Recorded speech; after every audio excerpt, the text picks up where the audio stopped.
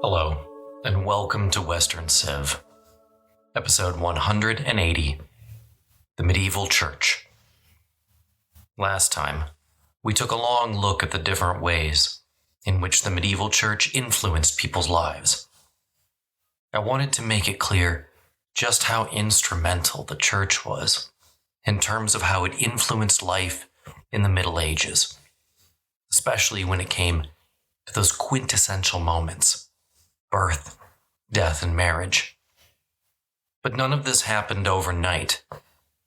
As I went back to it time and time again in the last episode, the church, for early Christians, and even at the time of the collapse of the Western Roman Empire, was a far cry from what it would become in the High Middle Ages, an institution capable of forcing kings to kneel in the snow, and one that might launch whole armies on crusade. This time, I want to examine the church's development from roughly the beginning of the Middle Ages until the Avignon Papacy, which we will discuss in great detail next time. Obviously, these episodes require us to turn back the clock on our timeline, but background is crucial to understanding the Reformation, which, I promise, we'll get to at some point.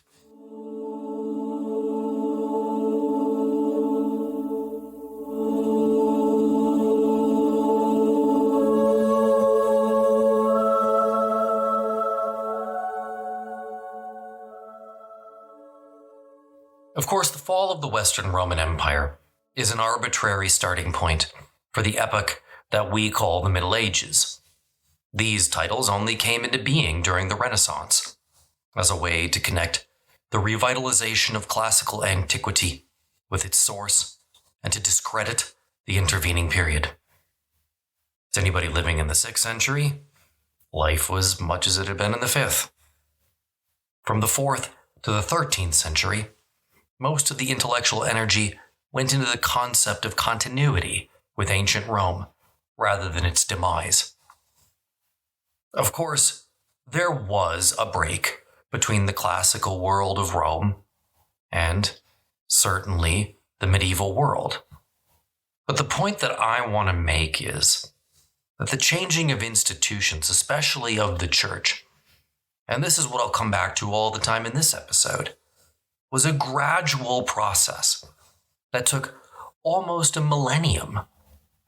It was not an immediate change that occurred abruptly in 476 CE. In fact, one of the most important events in the development of church theology took place 66 years before the deposition of the last Western emperor.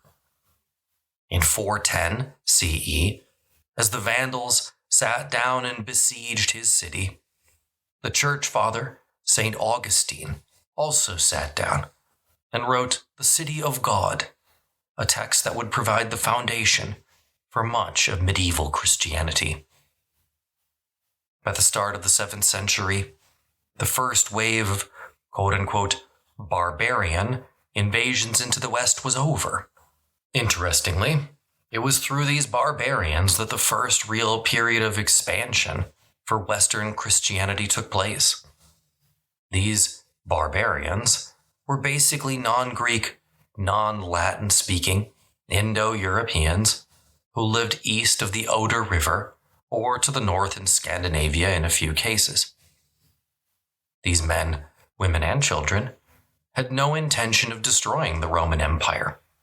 Rather, they had hoped to live under the protection of and to enjoy the benefits which the empire provided. This was nothing new. The Romans had for centuries received newcomers, especially when they had military potential. They called these people foederati, or allies. By the late 4th century, the Roman Empire that these peoples invaded was nominally Christian, though the Nicene Creed had not emerged as orthodoxy. Indeed, the Visigoths, one such people to invade, adopted Christianity, but not Orthodox Christianity. The Visigoths became Arians, followers of Arius, who believed that Jesus was not co-eternal with God. In other words, he was simply a man. The Visigoths, however, were conquered in 507 by the Franks and pushed south into Spain. Then in 589, the Franks accepted Orthodox Christianity at the Council of Toledo. This meant rejecting Arianism and accepting the Filioque, the idea that the Holy Spirit proceeds from God and the Son. Clovis, the Frankish king, had actually already converted to Christianity as the result of victory in battle in 496. According to Gregory of Tours, who wrote of Clovis's conversion, quote, "Then the king, Clovis, confessed the God omnipotent in the Trinity, and was baptized in the name of the Father and of the Son and of the Holy Ghost, and was anointed with the sacred chrism and the sign of the cross of Christ. Of his army there were baptized more than 3,000. End quote.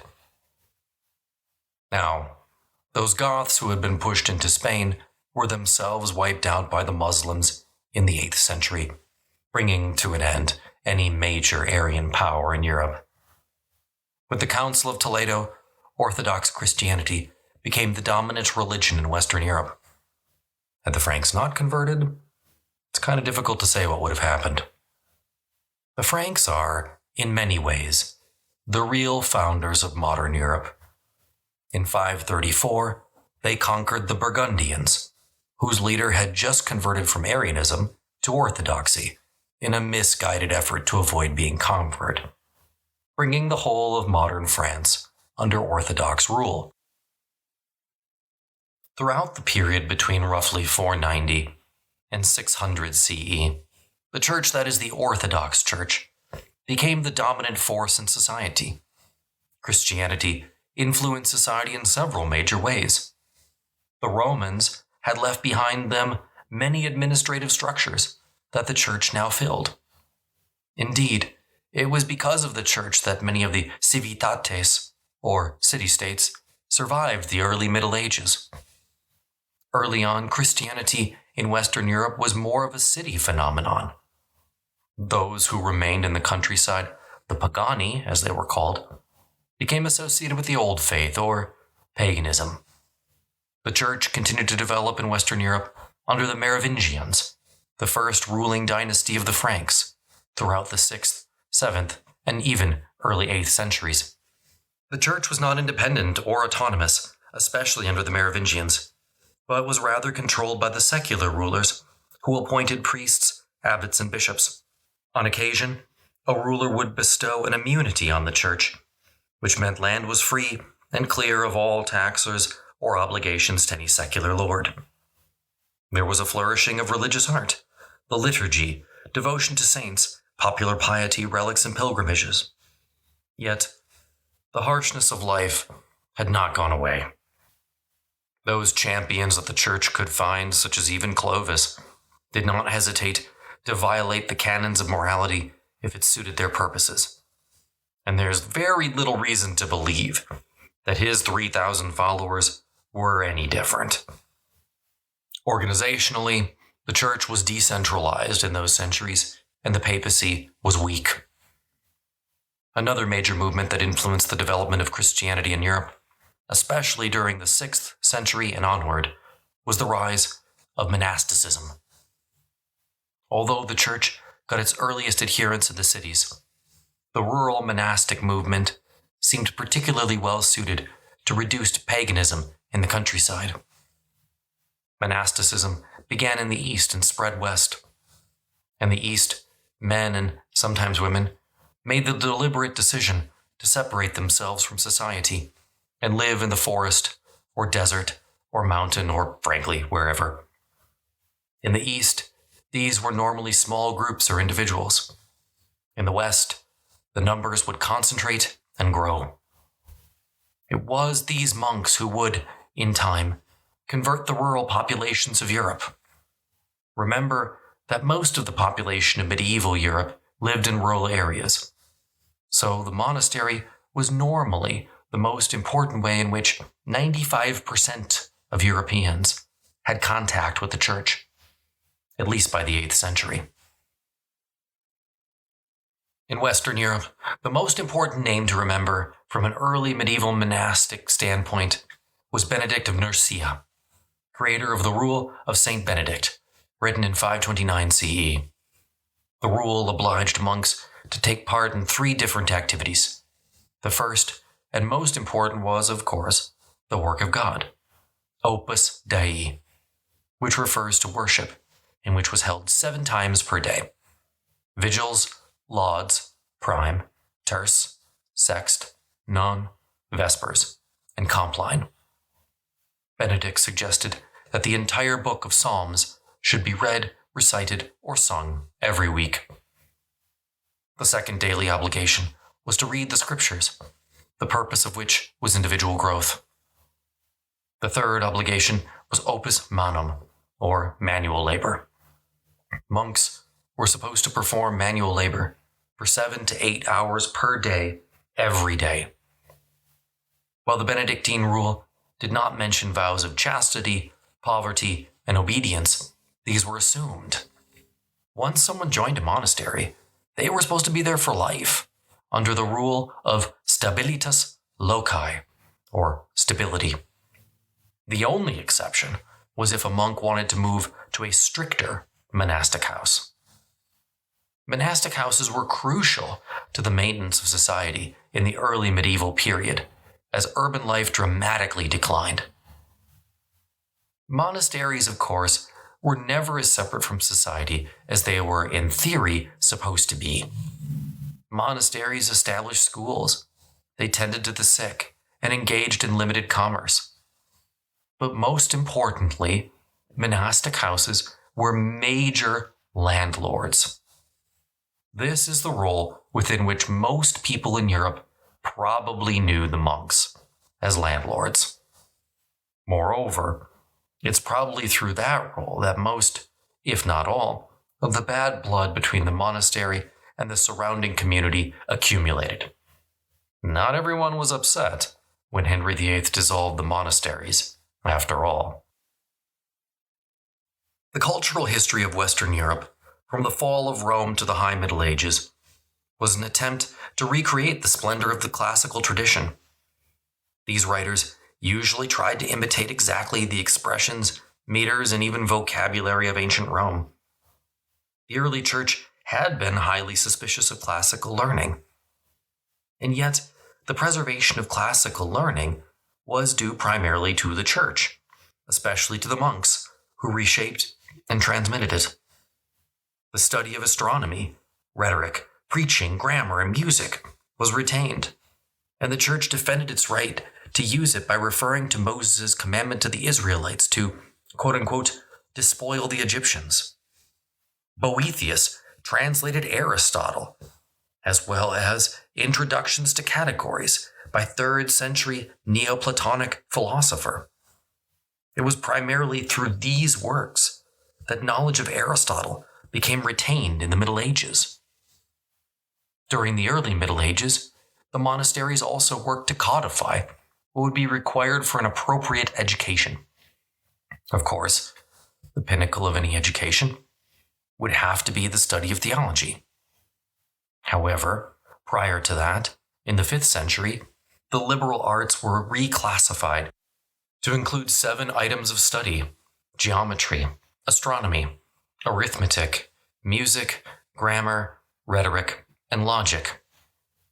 Now, of course, one thing that we need to address is that the Eastern Roman Empire did not collapse in 476. We've talked a lot about the Byzantine in past episodes, but what we have not discussed is specifically how the mere fact that Constantinople remained alive and well for a century after the fall of the West impacted the development of Christianity. Really, I'm going to boil it down to 2 main points. First, we need to recognize that until really the 9th century or even 10th, the vast majority of Europe's Christians lived in the East, under Byzantine rule. While the West was still largely pagan, in the East, Christians were debating orthodoxy at major ecumenical councils and determining what was orthodoxy. Hence, early on, at least in terms of theology, Christianity was Eastern Christianity. Second, and this is crucial, the lack of one unified emperor in the West gave the Bishop of Rome the space needed to grow into what we know today as the papacy. In the East, technically, the emperor remained the head of the church. In the West, the head of the church became an independent entity, the Pope. This was a change that would cause severe conflicts at times between secular and religious authorities, and one that absolutely shaped the nature of the conflict that we know as the Reformation. But we're getting ahead of ourselves. Again, by 600 Common Era, Christianity had largely superseded former religious loyalties in the lands dominated by the Franks, west of the Rhine, and south beyond the Pyrenees, including much of Spain. But this, and this is another historian saying, quote-unquote, social triumph of the church following the fall of Rome was precarious at best. And there was still considerable syncretism with the pagan gods as to what was going to be discarded, what was going to retain, and what Christianity might be able to assimilate. Monasticism played a decisive role in the spread of Christianity in these years, as it expanded throughout what used to be Gaul and what was becoming France. By 600, however, the Christian church in what we do call France today had come to be dominated by and large by secular princes. Hence, there was a major need for reform. Interestingly, a lot of the impetus for this reform movement came from the British Isles, which itself had only recently been converted to Christianity as a result of missionary activity. Tied to the reform movement was a twin desire to convert those remaining pagan people of Europe, most notably the Frisians, who resided in the modern Low Countries and coasts of the North Sea. Simultaneously, in the late 8th century, Charlemagne worked to convert the Saxons, often at the point of a sword. This, then, opened up Scandinavia, which began to be Christianized as early as 826 CE. Thus, by the early 9th century, the boundaries of Europe, save some parts of Eastern Europe and, of course, Muslim Spain, we'll get there, were increasingly becoming what we call Christendom.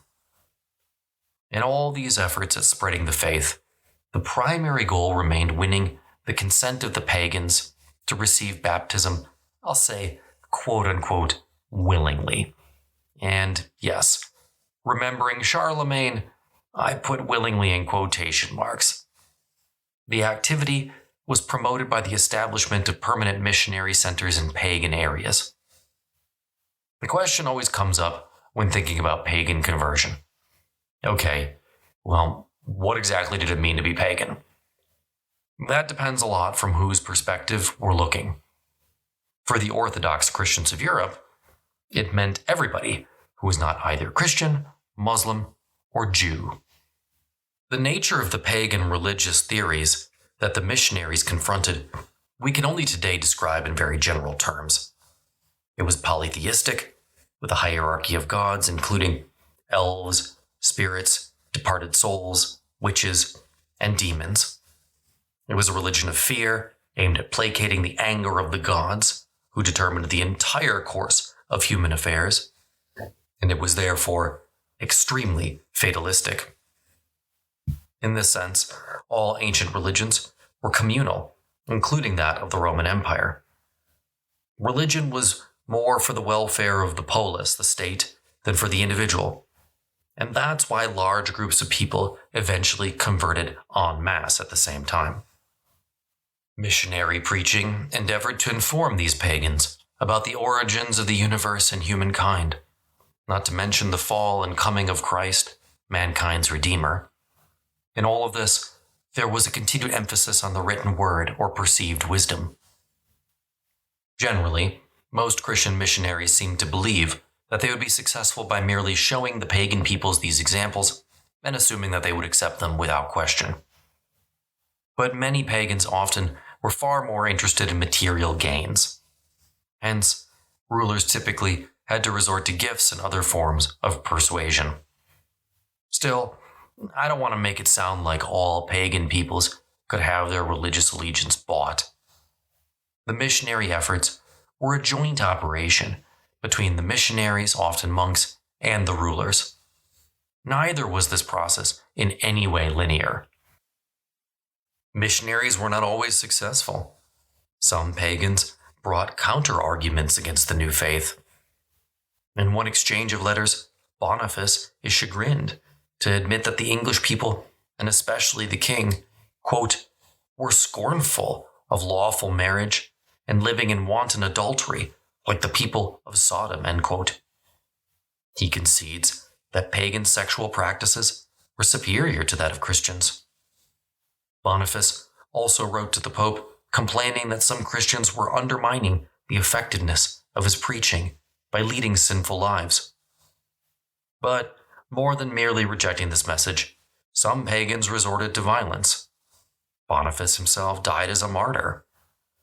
Yet, eventually, Christianity supplanted paganism, and by 1050, most Europeans were baptized, even though the vestiges of some pagan beliefs and practices remained beneath the thin veneer of professed loyalty to Orthodox Christianity. Of course, and I mentioned this just a moment ago, beginning in the 7th century, Christendom found itself facing a new rival, Islam. While we've covered the history of Islam's expansion and that of the various caliphates, what I want to point out today is just the profound impact that said expansion had on the development of Christianity. And I don't just mean the Crusades. The reality is, by the Renaissance, the chief sees of Christianity, Jerusalem, Rome, Alexandria, Antioch, and Constantinople, were almost all, except for Rome, in Islamic hands. This had a profound impact on the continued development of Rome and the Pope as the titular head of the Christian Church in Europe. It was all but impossible for the Patriarch of Constantinople to continue to claim that he should be in charge of the Christian world when, eventually, he was hardly in command of his own city.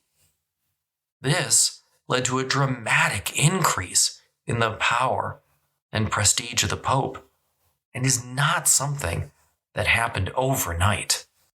Such power was enhanced by the alliance between the Holy Roman Emperor and the Pope beginning in the 9th and 10th centuries. At that time, Charlemagne and Pepin solidified an alliance between the secular power of what was then the Carolingian Empire and the spiritual authority of Rome.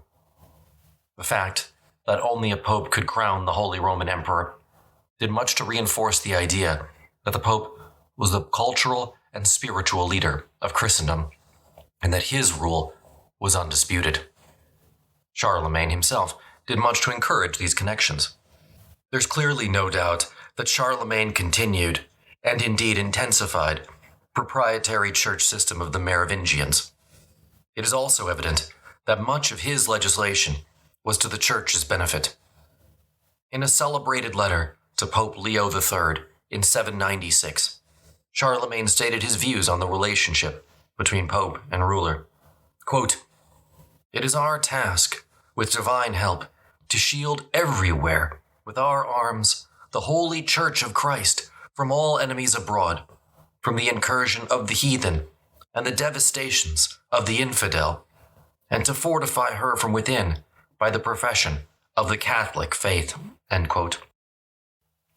Relations between the Pope and Emperor led to an event whose meaning was disputed even by the eyewitnesses there. A contemporary chronicler describes the actions on Christmas Day 800 in St. Peter's Cathedral in Rome. Quote, "On that very holy day of the Nativity of the Lord, when Charlemagne at Mass, before the tomb of the blessed Apostle Peter, arose from prayer, Pope Leo placed on his head a crown, and all the Roman people cried out, 'To Charles Augustus, crowned by God, great and peace-giving Emperor of the Romans, life and victory.' He was then adored by the Pope in the same manner, and was called Emperor and Augustus." In the coming conflicts between the popes and the kings during the rest of the Middle Ages, the symbolism of this event was interpreted by both sides to support their claims of primacy. However, as historians have written, we can agree upon the following conclusions. Number 1, the coronation continued and strengthened the concept of the Roman Empire, which no one had yet suggested had fallen. Number 2, the coronation strengthened the concept of unity in Western Christianity. Number 3, the coronation repudiated the authority of the Eastern emperors and intensified the tensions between East and West. Number 4, the fact that it was the Pope who crowned the emperor was used to prove the superiority of popes over kings. The crowning of Charlemagne is one of the most important moments in the history of Christianity in Western Europe. Never before had the Pope claimed superiority in any way over a head of European kingdom, never mind the Holy Roman Empire. It was an audacious power grab on the part of the papacy, and one that, at least in the short run, did much to enhance its very real power. It also helped that, during Charlemagne's reign, the cultural de-evolution of Western Europe was finally halted and began to reverse itself. The Carolingian Renaissance started the process of restoring learning and culture to Western Europe after 4 centuries of invasions and unrest. And the Church was the one in command of the education system now. Louis I, the Pious, succeeded his father Charlemagne. He took the symbolism of the coronation one step further, adding the anointing by holy oil to the process.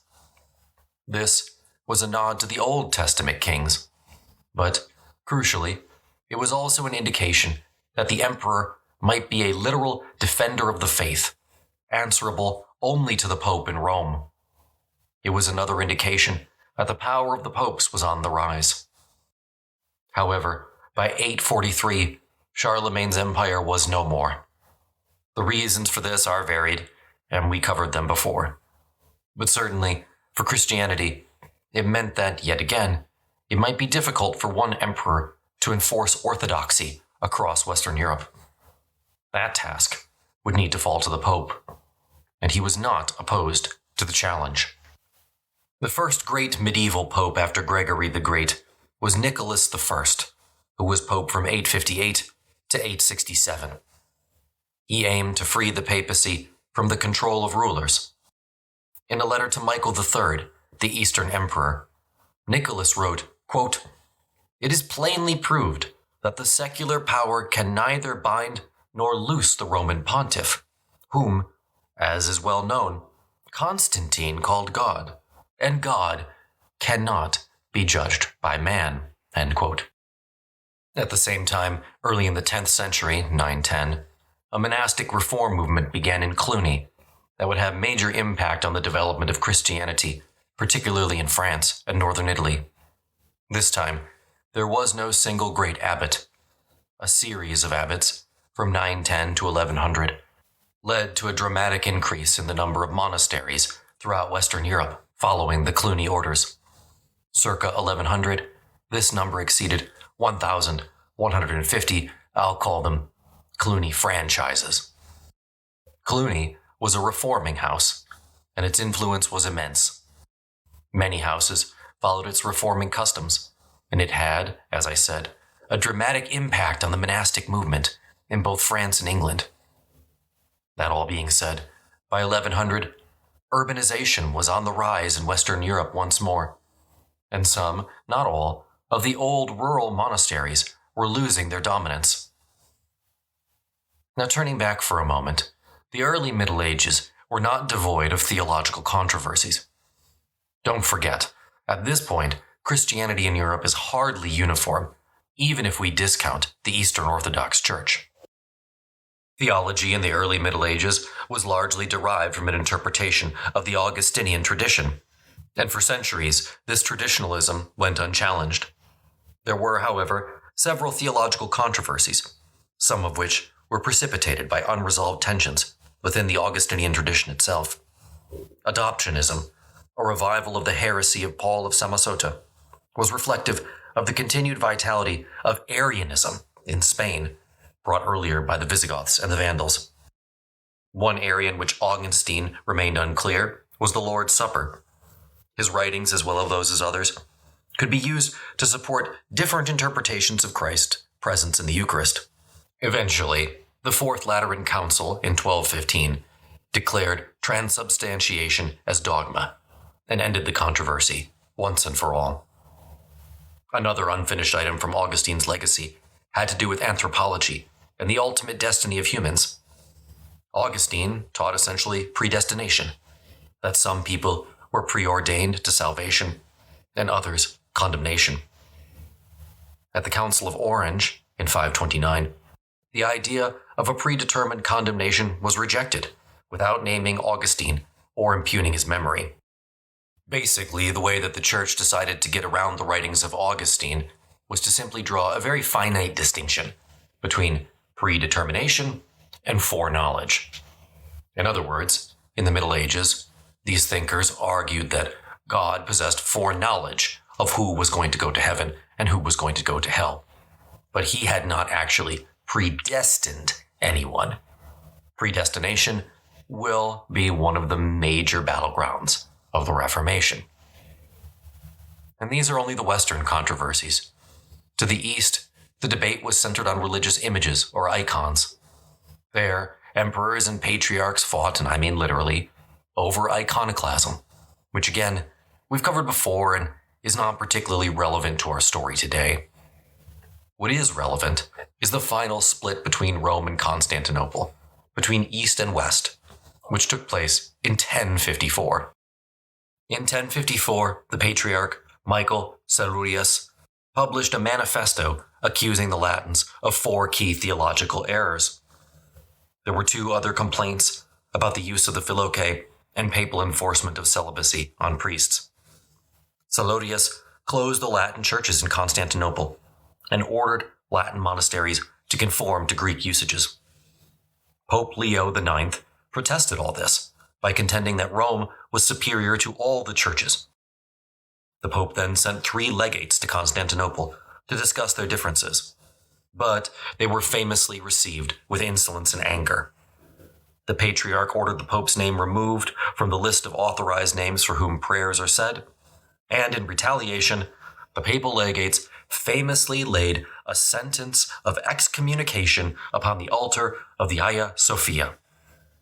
The Patriarch in turn excommunicated the Pope, and the schism began that has continued to the present day.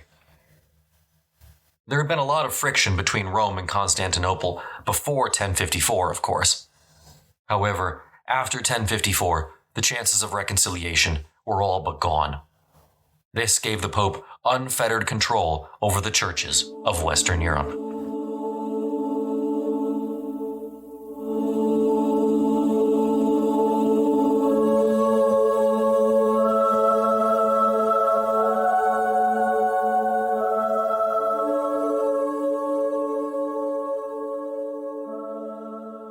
The period from 1050 to 1130 has been called one of the greatest turning points in European history. It was a period of enormous commercial expansion, the rise of urban communities, and the first expression of what would truly be a middle class.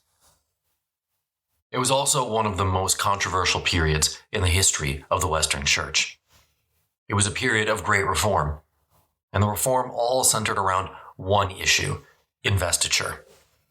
Of all the popes, it was actually one of the German appointees, Leo IV, that the real reform began under. Leo's vision of the papacy was that the Pope was the head of all Christendom, period.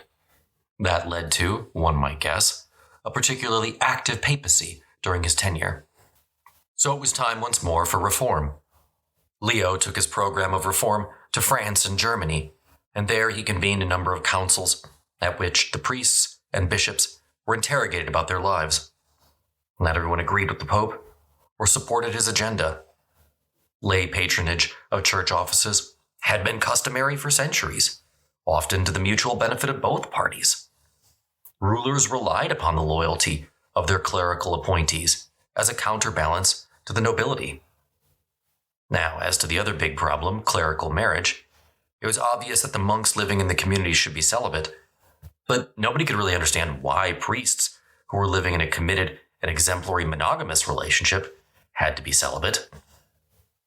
But, as I talked about earlier, the big problem with married clergy was that married clergy would pass their land onto their sons. This was an issue for the Pope. The Pope wanted the land back so that he could dole it out again for more favors and for more money. Although Leo's attempt to reform the papacy was welcome and successful, his initiatives to rid the church of simony and clerical marriage met with resistance. Leo was then followed by Pope Alexander II, who continued his reforming ways, declaring all sacred acts performed by married clergy invalid. Alexander was followed by a German pontiff by the name of Hildebrand. The Roman mob essentially forced him into St. Peter's throne initially, but he was confirmed in 1073 as Gregory VII, setting the stage for one of the most dramatic incidents in all of medieval history. The question that would force the dramatic conflict between the Holy Roman Emperor and the Pope was called lay investiture. Investiture was the process by which a bishop, most often, sometimes a different church official, was given the powers of his office. And the question came down to who gets to appoint these bishops. These bishops were officers of the church, so of course the Pope would argue he should get to make the appointment. However, we're dealing with a lot of gray here in the Middle Ages. Remember, the church is a huge landowner. Oftentimes, these bishops have more secular duties than they do religious ones, sometimes even leading troops into combat. So, the rulers of Europe, most notably the Holy Roman Emperor Henry IV, argued that secular rulers, namely him, should get the right to appoint bishops. Now, this all came to a head under the pontificate of Gregory VII. These two were very strong-willed men. Gregory struck early, because remember, the Holy Roman Emperor isn't really an emperor in the sense of Augustus, Constantine, or Diocletian. He's someone that's elected, and he needs the support of his nobles in order to be able to manage the fractious German states. Hildebrand, that is Gregory VII, chose an opportune moment to strike at Henry IV just when some of his nobles were in a particularly rebellious mood. It was at this moment he declared that he, Gregory VII, was the one who had the unfettered right to appoint bishops. Henry, of course, objected, and so Gregory simply excommunicated him. Well, subjects are not required. The nobility is not required to follow an excommunicated sovereign. So, Henry's rebellious nobles took this opportunity and ran with it, declaring an open rebellion. This set the stage for one of the most cinematic moments in all of medieval history. Henry, sensing that he was outplayed, made the trip to northern Italy to Canossa, where Pope Gregory VII was holed up in one of his castles. According to legend, wearing a hair shirt and barefoot, Henry trudged through the snow as a penitent man would and begged for the Pope's forgiveness. Of course, one of the major foundations of Christianity is forgiveness, and so Gregory had no choice. He rescinded the excommunication and forgave Henry. Within a couple of years, the tide had turned. Henry was in command once more in Germany, and he marched south to Rome, deposing Gregory. The significance of Gregory VII lies not so much in his actions, but in his program of reform and the precedents he set. By 1200, the vast majority of his reforms had been realized. One of the tangential consequences of the investiture controversy was the reemergence of Roman civil law. The application of said law changed who the princes turned to for advice. Prior to the controversy, clergy made up the vast majority of the prince's bureaucracy. After the controversy, lay lawyers began to supplant them. The secularized royal courts led to the fall of Christendom as an idea and the rise of nationalism. That, of course, was a long process, but it started in the 12th century. After all, in 1095, Pope Urban II still had sufficient power to summon the armies of Christendom to a holy crusade. Gregory's investiture crisis was finally resolved by the Concordat of Worms in 1122. There, the Pope and Emperor agreed to share power when investing new bishops with their authority. As you might expect, the Pope could grant religious authority and the Emperor temporal. It was an obvious solution, but one that tended to skew in favor of the Emperor. The monastic reform movement, which began at Cluny, was spectacularly successful. Thanks to the efforts of the reforming monks, the rule of Saint Benedict enjoyed a renaissance that lasted into the High Middle Ages. The reforms were so successful, however, that many monasteries became more attached to the secular world than many people would have liked. Monks became involved as great landowners, teachers of children, and businessmen. But at the same time, there was a general movement in society toward a return to a simplicity of life that was portrayed in the Gospels. Apostolic Living, they called it. This corresponded with an urban and commercial renaissance associated with the rise of capitalism and a moneyed economy. The monasteries were faced with the choice of leaving the rural districts and moving their work to the cities, remaining as they were, or divesting themselves of all the distractions of the worldly entanglement and returning to the primitive ideal of poverty and simplicity. Many monks chose the latter course. No group better exemplified this desire for a simpler life than the Cistercian order. The Cistercians were most famous in numbers and influence. They rejected all forms of luxury and wealth, as well as ostentation of any kind, which included works of art. This austerity also reflected in pruning what they perceived as the embroidery for the liturgy, which, under the influence of Cluny, had become more ornate. They made their habits of cheap, undyed wool, which gave them an off-white color, from which their name, the White Monks, was derived. They permitted no crosses of silver or gold, but only of wood. Rather than extend the services of worship, they emphasized the lectio divina and manual labor. And they refused all sources of wealth except anything that they produced from their own hands. The most important Cistercian, and probably the most important theologian of the 12th century, was Bernard of Clerval. A man many of my patrons will recall from our episodes on Eleanor of Aquitaine. For 30 years, Bernard was the uncrowned leader of Western Christendom. He was the mentor to 4 popes, one of whom, Eugenius III, actually came from Clerval. He preached the Second Crusade, wrote a rule for the Knights Templar, sided with Innocent II in a dispute over a papal election, and fought strenuously against different alleged heresies. Above all, Bernard's fame as a theologian rested on his classical expression of the new piety. Whereas others worshipped Christ as a king and a transcendent God, Bernard devoted himself to Jesus, the man in his humility, obedience, suffering, and death. He maintained that if one meditated on Christ's holiness and God's wrath, one would become aware of one's own sinfulness. But gazing upon God's mercy, one became certain of forgiveness, and in response it was possible to imitate the life of Christ. The goal of the mystical life, Bernard said, was the complete surrender of the will to the individual will of God. While the Cistercians stressed the need to live apart and abhor all luxury, it was not a lifestyle that everyone could aspire to. Another religious institution that's equally important now is the Canon. Canons rose to prominence starting in the 11th century, but played a major role in church history from then on out.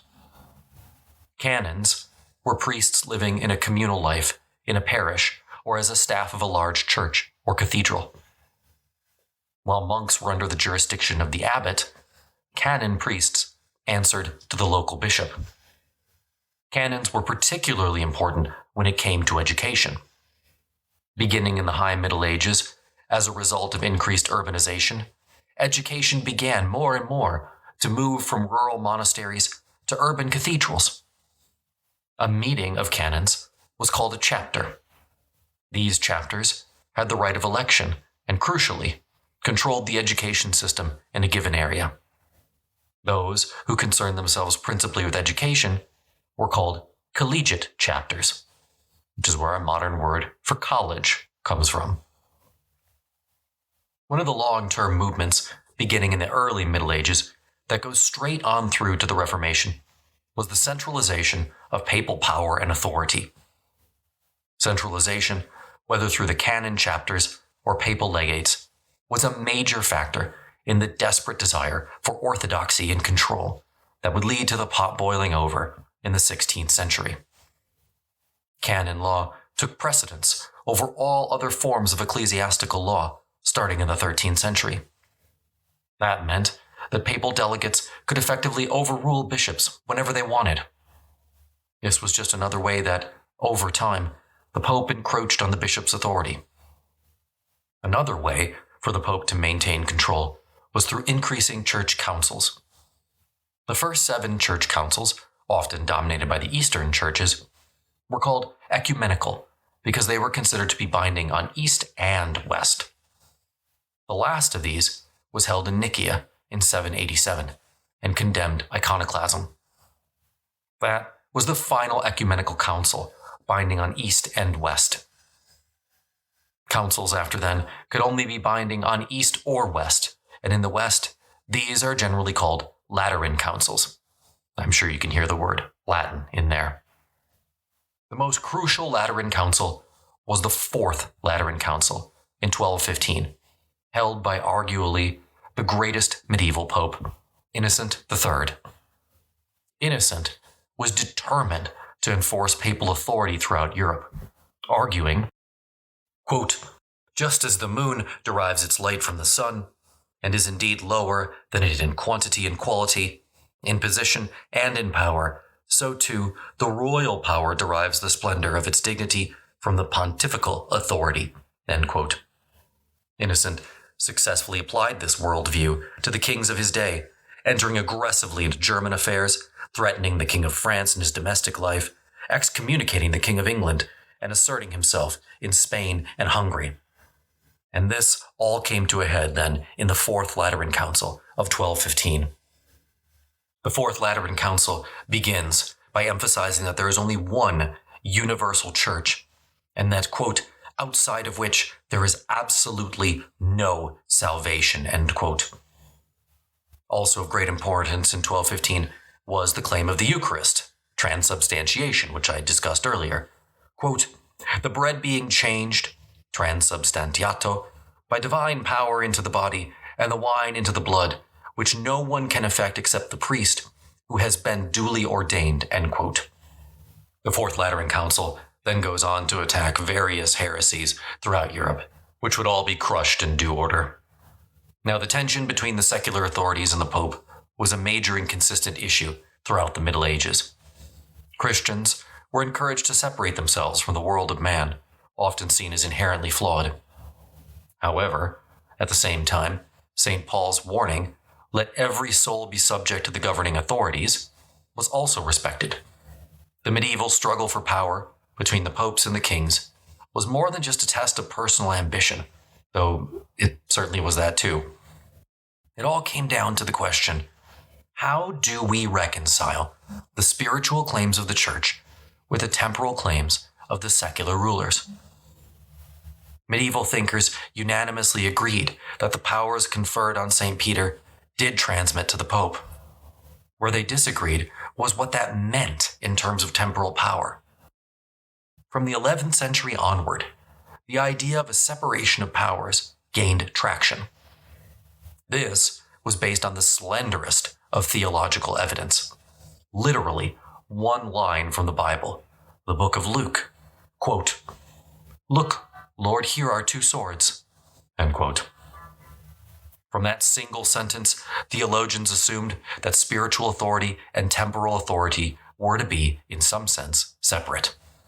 Papal theory in general proposed that the secular order was inferior to the spiritual and must therefore be controlled by it. Following the thought of St. Augustine, government had basically a negative role in society, because earthly rulers were established primarily to curb the result of the sinful nature of humanity. Another theory was celestial, that because heaven was greater than earth, the Pope must be greater than secular kings, and to rebel against the Pope meant rebelling against heaven itself. Another idea was that the soul was just superior to the body. So because the Pope saw to Europeans' souls, he was the superior power. Against these ideas, kings argued the concept of royal theocracy, that kings obtained their powers directly from God and were not beholden to the Pope. This was not a controversy that was solved in the Middle Ages, and ultimately would need to wait for the Reformation before some kings and princes would simply declare the Pope obsolete and move on. Still, it's important to understand that the debate between spiritual and temporal authority has its roots as far back as the High Middle Ages.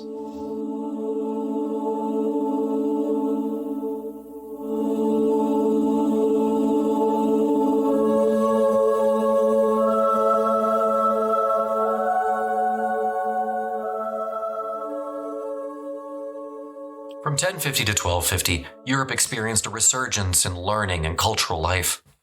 As a result, this period has become known as the 12th century Renaissance, offering a preview of the much more well-known Renaissance to come. In this case, the revival had much to do with the rediscovery of the Church Fathers, as it did with a Greco-Roman rebirth.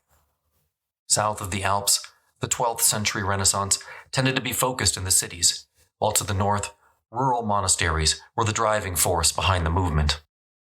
The mental awakening began with a new method of inquiry by means of Aristotelian logic called the dialectic. I go into this a lot in my deep dive on Western thought if you're interested.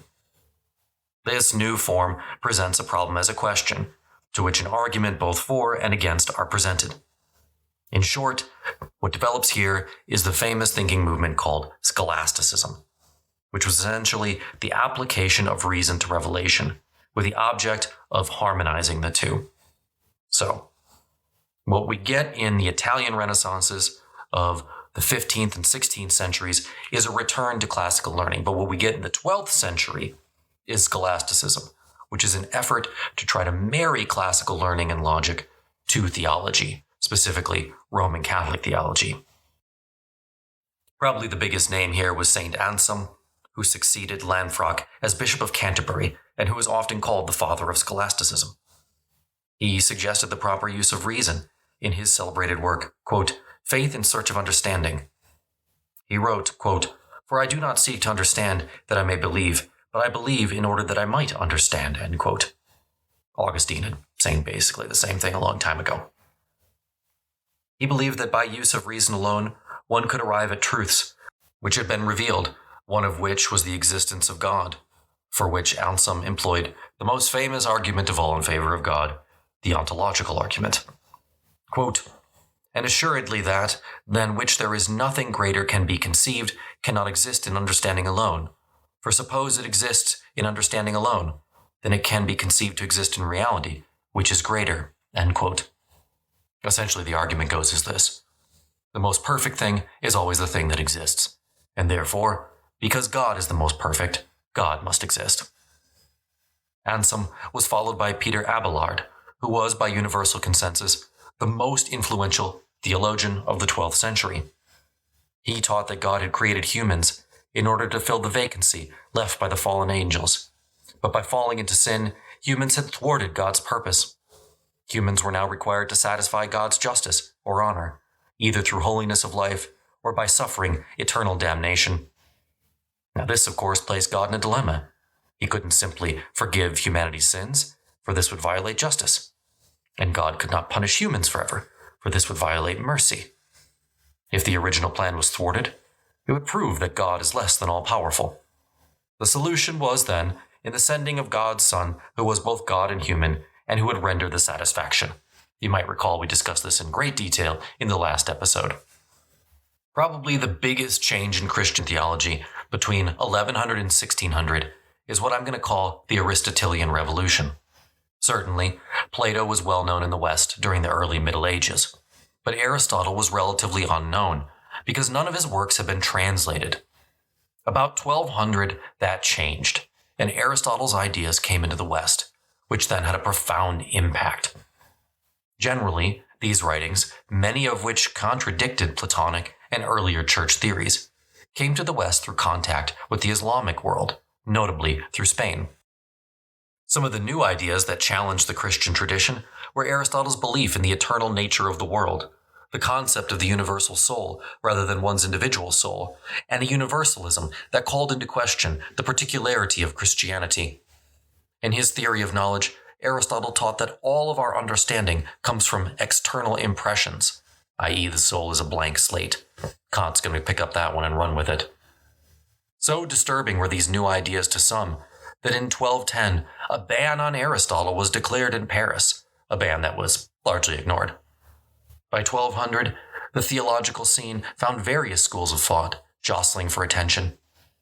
The Augustinian, Neoplatonic tradition, representing the older and more conservative thought, was espoused by the Franciscans, while the Dominicans tended toward the newer Aristotelian ideas. The University of Paris latched on to some of these ideas, notably Alexander of Halys, who died in 1245, who taught that God is inherent in every person from birth, and that more enlightenment comes by grace infused through faith. But Alexander did not compare in the least to the most influential medieval theologian of all, Thomas Aquinas. Around 95% of all church theology leading into the Reformation was derived from either Thomas Aquinas or St. Augustine. These two, frankly more than Jesus Christ, framed what it meant to be a Christian in the Middle Ages, and in many ways they still do. Thomas Aquinas, the prince of scholastics, achieved a synthesis between Augustine and Aristotle, a harmony between reason and faith. No theologian in the Latin Church since Augustine has enjoyed such a wide influence. He uses three major theological treatises to achieve his principal thoughts. There was the Summa Contra Gentiles, which was written for the Dominican missionaries to Muslim Jews and heretical Christians in order to commend the truth of Christianity to the Gentiles, i.e., those outside the faith. In this argument, he proposes that truth has one single source, God, but that it comes to us through both faith and reason. Since truth is one, there can be no contradiction between the two of them. The Summa Theologica, on the other hand, was his greatest and most influential theological work. It was his attempt to bring all knowledge, secular and sacred, into an orderly, rational system. It's actually written in 3 parts, 38 sections, and offers answers to 630 theological questions by citing authorities and by reason arguments. Finally, in the Compendium Theologiae, Thomas Aquinas presents a short capsule of the Christian faith for beginners, a work which his death left incomplete.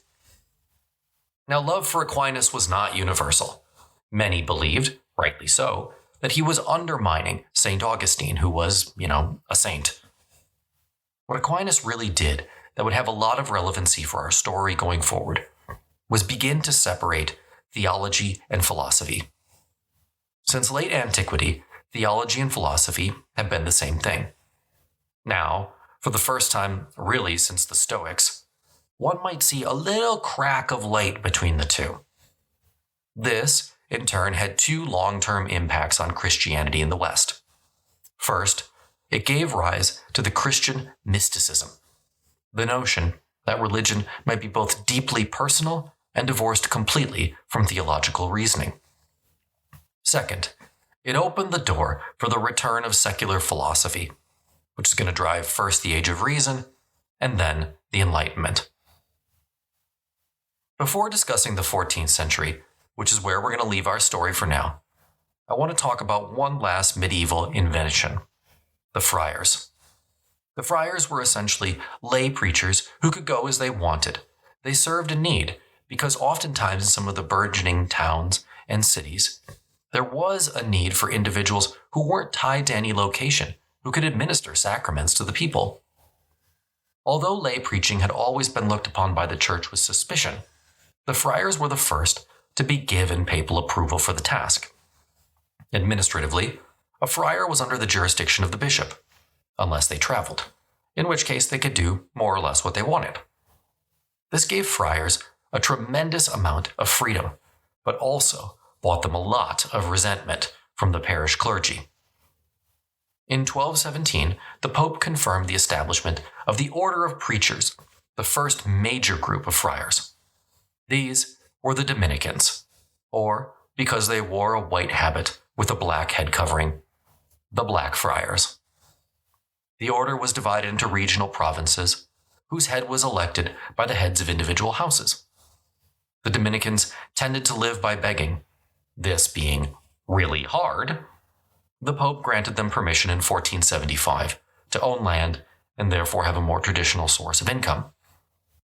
The Dominicans are probably the best known holy order of the Catholic Church today. Well, or the Franciscans. It was just easier for these orders to have success with people because, well, unlike cloistered monks, they actually interacted with people. Plus, after the discovery of the New World, they became instrumental for exporting Christianity abroad. And that brings us to the overall disaster that was the 14th century. The 13th century was a boom time in medieval Europe. Commerce was flourishing. The age of invasions was over. The Mongol peace brought increased contacts with East. And then it all came crashing down. Between 1315 and 1317, a series of bad harvests brought famine to much of Europe. During the High Middle Ages, Europeans had cleared more land to feed their expanding populations. However, that meant using more marginal land.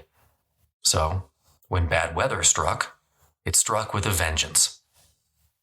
Then, the Black Death, only possible because of the contacts with the East, swept away anywhere from a third to a half of Europe's population, and recurring plague outbreaks persisted for the next 3 centuries. The loss of so many lives rocked many European institutions, including the Church. But in its wake, it also brought massive social upheaval. Angry with stagnant wages in an economic situation which should have seen the price of labor soar, Italians, French, and English rebelled against the majorities, the rich. None of these uprisings were the same, but we can spot 3 important and consistent trends in them. 1. The rebellions sought out tax rolls and other financial documents and destroyed them. 2. Their ire was often directed at the nobility. And, crucially, 3. They often attacked churches and monasteries. Essentially, what the vast majority of these people were rebelling against wasn't the plague. It was feudalism itself. And the church was a major cog in that machine. Rural peasants wanted to do away with forced labor and pay their rents in cash. The 100 Years' War made conditions in England and France nearly untenable. The growth of nationalism challenged papal assertions of authority and the very idea of Christendom. The attacks on the church were really twofold. First, the church was, as I said, a major landowner. Monasteries were rich in land in rural areas. People who no longer wanted to pay feudal dues often came into conflict with the church. Second, the Black Death led Europeans to question, why was God so angry? Surely he would not have visited this plague upon them if he was not, right? Was not the church supposed to be an intermediary in those situations? And if so, had it not failed miserably? Reform was, therefore, needed. Priests needed to be better educated, and the church more concerned with the souls of its parishioners, rather than its own financial well-being. Now, I want to be clear, the Reformation was not caused because of a waning of religious fervor. Quite the opposite. It was caused because Europeans were intensely religious.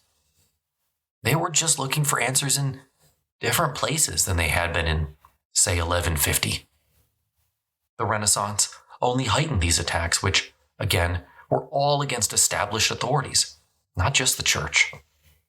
But one could not hope to reform the French monarchy absent a major rebellion. The church, on the other hand, that might be something medieval Europeans thought they could fix. But the papacy in the 14th century was in no position to reform the church. That's because, as we'll see next week, it wasn't currently in Rome, the Rock of St. Peter. Next week, the Avignon Papacy.